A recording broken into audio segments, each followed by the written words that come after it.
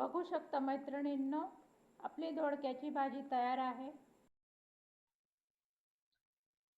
नमस्कार मैत्रिणींनो, आपण आज दोडक्याची भाजी बनवणार आहे.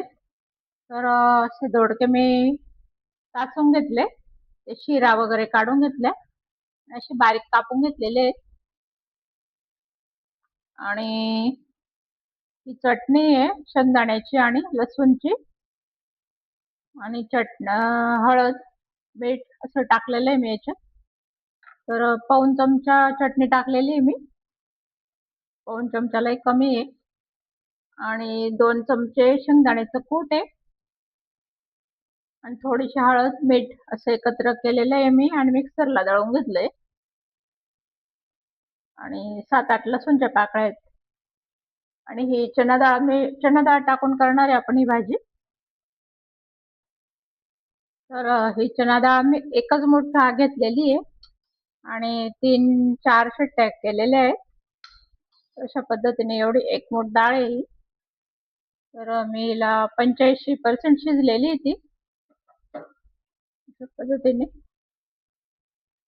तर आपण ही दोडक्यासोबत आणखी टाकणार आहे, मग आणखी थोडी शिजून जाईल ती, बरोबर होऊन जाईल ती. तर आपण ही चटणी आता थोडंसं जिरं टाकायचं फक्त,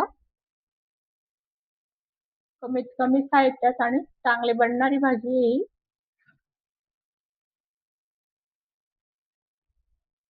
थोडं जिरं टाकून द्यायचं फक्त.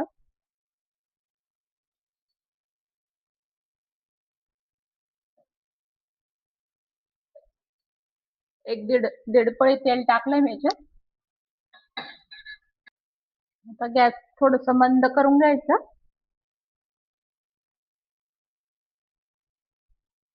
आणि चटणी टाकून द्यायची तळायला.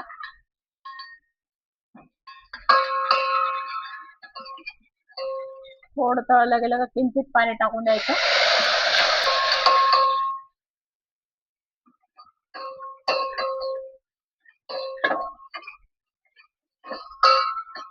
आणि आणखी चांगली तळून घ्यायची तिला.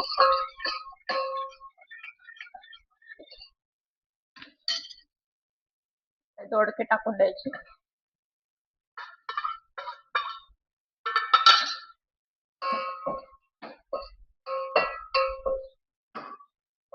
एक मिनिट अर्धा मिनिट परतवून घ्यायचे फक्त त्यांना इथं.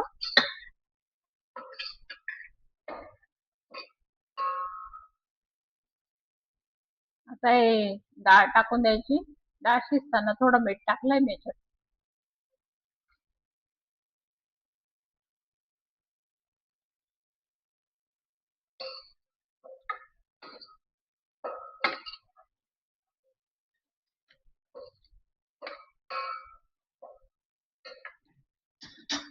तर गरजेनुसार पाणी टाकून द्यायचं.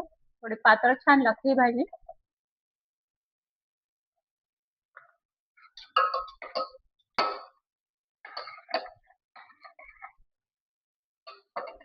डाळ अति जास्त पण नाही टाकायची, शेंगदाण्याचं कूट पण अति नाही टाकायचं. अशी थोडीशी पतली पतली छान लागते ही भाजी. फार टेस्ट येऊन जातो दोडक्यामुळे. मस्त सौम्य चवीची छान बनते ती भाजी.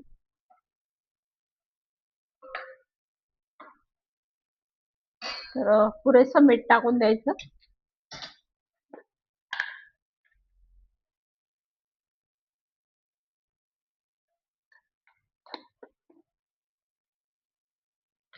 आता सार उकळलं का आपण झाकण ठेवून देऊ त्याला, आणि मग शिजू देऊ शिजेस तोपर्यंत.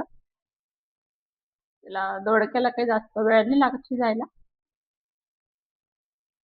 डाळ आणि दोडके आता बरोबर शिजून जातील व्यवस्थित. तर भरवा दोडक्याची पण मी रेसिपी टाकली आधी,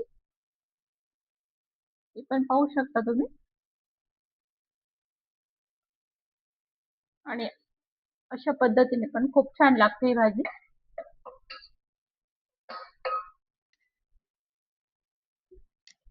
तर आता झाकण ठेवून द्यायचं आणि आच मंद करून द्यायची.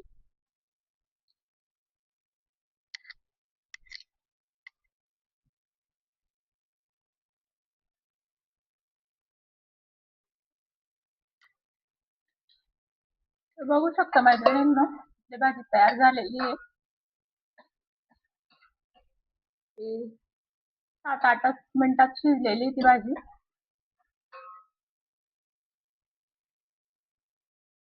बघू शकता मैत्रिणींनो, आपली दोडक्याची भाजी तयार आहे.